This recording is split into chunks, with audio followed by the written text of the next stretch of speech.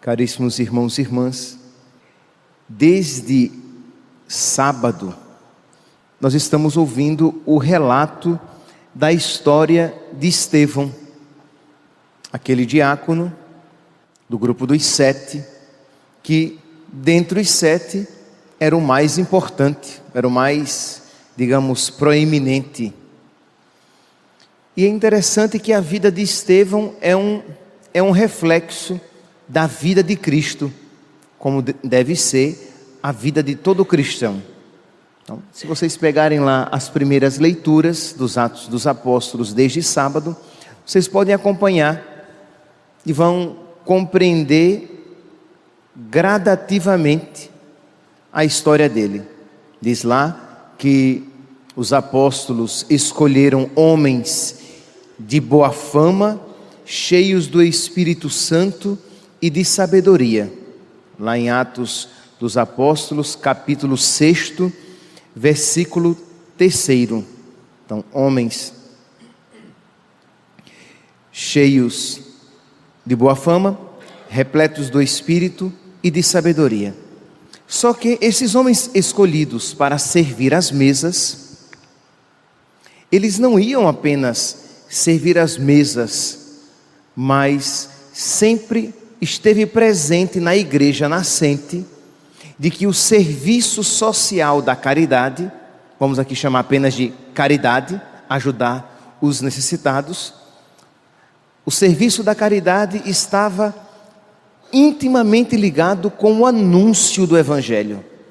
Era quase que, digamos, a confirmação do Evangelho e o testemunho autoritativo, porque aqueles que pregavam, de alguma maneira manifestavam na sua vida a caridade. Pois bem, então, Estevão, ele, embora tenha sido escolhido para servir às mesas, para viver a caridade, nós o vemos imediatamente depois, já se lançando ao apostolado. Vocês podem depois pegar na leitura da segunda-feira, no capítulo 6, no versículo 9, que já diz que Estevão estava aqui já no embate com os judeus da época. Talvez vocês tenham estranhado, mas padre, mas ele não era responsável para servir às mesas? Ele não era responsável pelo serviço social de caridade, de ajudar os pobres, as viúvas, principalmente as viúvas helênicas? E por que ele está aqui já discutindo e pregando a fé? Porque o cristão sabe, repito, que caridade e anúncio, caridade e pregação da palavra, pregação seja esta por meio do discurso verbal ou por meio do testemunho de vida, e aqui, meus santos, eu estou repetindo isso, é apenas como se assim, de uma outra maneira, lembrando a vocês, isto é, lembrando a todos nós, caridade e anúncio são os dois lados de uma única moeda. Imagine alguém que queira apenas pregar a palavra, mas que não esteja disposto a viver a caridade em todos os aspectos da sua vida, mas de uma maneira bem particular, no amor ao irmão necessitado, porque Jesus diz, né? Eu tive fome e me deste de comer, eu tive sede e me deste de beber, eu estava nu e me vestiste, eu estava doente e preso e foste me visitar. Então são essas duas realidades que fazem, são essas duas facetas de uma única realidade. Pois bem, então está aqui, versículo 9 do capítulo 6 dos Atos dos Apóstolos, está aqui Estevão no embate com os judeus da época. Alguns membros, Atos dos Apóstolos, capítulo 6, versículo 9. Alguns membros da chamada Sinagoga dos Libertos, junto com os sirenenses e alexandrinos, e alguns da Cilícia e da Ásia, começaram a discutir com Estevão. Porém, não conseguiram resistir à sabedoria e ao espírito com que ele falava. Então eles fizeram o quê? Eles subornaram indivíduos para que dissessem mentiras a respeito de Estevão. Aqui vocês já começam a perceber essa ligação de Estevão e Cristo. Cristo também que falava com autoridade, que os seus adversários não conseguiam contrapô-lo, e que recorreram então à mentira, para que mentissem, testemunhassem mentirosamente contra ele. A mesma coisa fizeram com Estevão. Eles subornaram alguns indivíduos que disseram: ouvimos este homem falando blasfêmias contra Moisés e contra Deus. Por quê? Porque Estevão estava interpretando o Antigo Testamento à luz de Cristo. Estava interpretando Moisés à luz de Cristo. Estava interpretando a lei, a antiga lei, a partir da lei do Espírito de Cristo. Aqui não precisamos fazer muito esforço para perceber que existe uma correlação com Cristo. Cristo fez também isso. É tanto que quando Cristo começou a pregar assim, os fariseus disseram: nossa, e ele é mais importante do que Moisés? E ele é mais importante do que os profetas? E ele está falando contra a nossa lei? E ele está falando contra o nosso templo? Porque Jesus, ele interpretava de uma maneira nova, embora ele dissesse: eu não vim negar nada da lei, mas levá-la à sua perfeição. Então é o que Estevão faz, e é por isso que Estevão está sendo perseguido. Aqui vocês encontraram na leitura, tanto de segunda-feira, este homem não cessa de falar contra este lugar santo e contra a lei. Nós o ouvimos afirmar que Jesus Nazareno ia destruir este lugar e mudar os nossos costumes, os costumes que Moisés nos transmitiu. Vocês vão ouvir também na terça-feira, se vocês pegarem a leitura, e é interessante porque Estevão é o primeiro mártir cristão. Então seria interessante que nós católicos conhecêssemos bem a história do primeiro mártir cristão, daquele que depois de Cristo, que morreu por causa de Cristo, por amor a Cristo.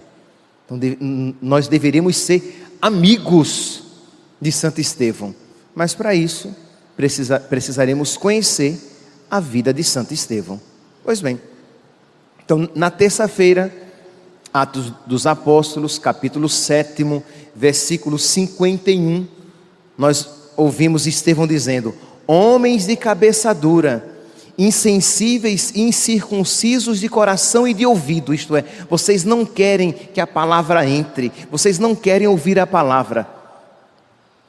Dá para não se lembrar de Jesus dizendo: raça de víboras, sepulcros caiados, quem foi que vos ensinou a fugir da ira de Deus?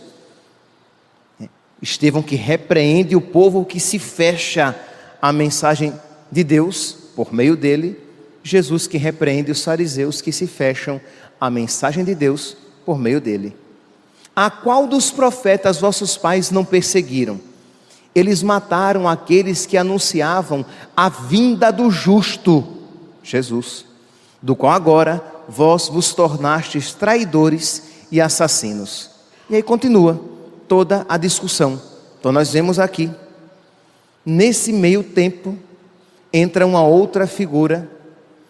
Diz aqui no versículo 54, que Atos, capítulo 7, no versículo 54, que eles ouvindo aquilo, eles rangiam os dentes de raiva, porque não conseguiam contrapor aquele argumento.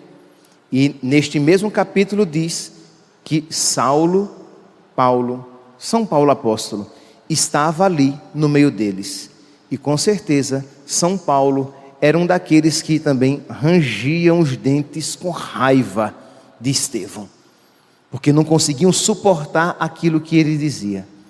Meus irmãos, vocês sabem o que é a maravilha de tudo isso? Que embora Estevão, ele tenha sido lapidado, apedrejado, ele conseguiu ganhar a muitos com o seu testemunho. E, para citar apenas um deles, São Paulo. São Paulo este que está rangendo os dentes de raiva de Estevão. São Paulo este que diz no final da leitura de ontem, que as pessoas apedrejaram São Paulo, apedrejaram Estevão, mas que deixavam seus mantos aos pés de São Paulo, de um jovem chamado Saulo. São Paulo futuramente, quando se converter, fará a mesma coisa que Estevão. É como que São Paulo vai assumir a missão de Estevão. Ele vai interpretar o Antigo Testamento à luz de Cristo. Ele vai interpretar a lei e os profetas à luz de Cristo. Apenas para citar uma frase, São Paulo vai dizer: Cristo, nossa Páscoa, foi imolado. Então ele olha a Páscoa antiga e a interpreta totalmente à luz de Cristo. Cristo é o verdadeiro Cordeiro que tira o pecado do mundo. Pois bem, então continua toda essa relação de Paulo e Estevão. E na leitura de hoje, para retomar então, diz que os cristãos começam a ser perseguidos e que começam a se espalhar, e que Saulo, Atos dos Apóstolos, capítulo 8, versículo 3, Saulo devastava a igreja, entrava nas casas, arrastava para fora homens e mulheres para tirá-los na prisão. Mas aqueles que se tinham dispersado iam por toda parte pregando a palavra. Ao mesmo tempo, meus santos, concomitantemente à perseguição, acontece o quê? A propagação do Evangelho. Aqui é a ação da divina providência. Parecia uma desgraça para a igreja ter Estevão apedrejado, quando na verdade Jesus estava dando à igreja uma graça imensa de novos cristãos, porque com o sangue derramado de Estevão surgem tantos cristãos que querem, à semelhança de Estevão, perder a sua vida. Isso aqui, ou nós compreendemos à luz da graça de Deus, ou nós não teremos categorias humanas para compreender. Como é que os cristãos, vendo um homem morrer apedrejado, mas morrer com tanta confiança em nosso Senhor, com tanto amor a Deus e amor aos irmãos, porque ele morre dizendo o quê? Versículo, na leitura de ontem, diz o que Senhor, não os condenes por este pecado. E ao dizer isto, Estevão morreu. Não há como não lembrar de Jesus. Pai, perdoai-lhes esses pecados, eles não sabem o que fazem. Então Estevão, que morre da mesma maneira que Jesus, e que a morte de Estevão se torna o quê? O sangue derramado de Estevão, como dirá São Tertuliano, se tornará semente de cristãos. Esta era uma frase que os cristãos repetiam constantemente, que ficou clássica em Tertuliano: o sangue de mártires é semente de cristãos. O sofrimento dos cristãos por amor a Cristo, de alguma maneira fazia propagar a fé cada vez mais. Então, se nós no início dizíamos que caridade e anúncio estão juntos, isto é, nós não podemos querer separar a caridade do anúncio do Evangelho, nós também podemos e devemos dizer, meus santos, e quem isso diz é o Papa Bento XVI, numa catequese em 2007, ele diz que a paixão e a perseguição estão intimamente unidas na vida da igreja. Isto é, o sofrimento e a perseguição, ele diz aqui, citando claramente o Papa: a caridade e o anúncio estão juntos, mas também na história da igreja nunca faltarão a paixão e a perseguição. Na vida de Santo Estevão podemos observar a ação da divina providência.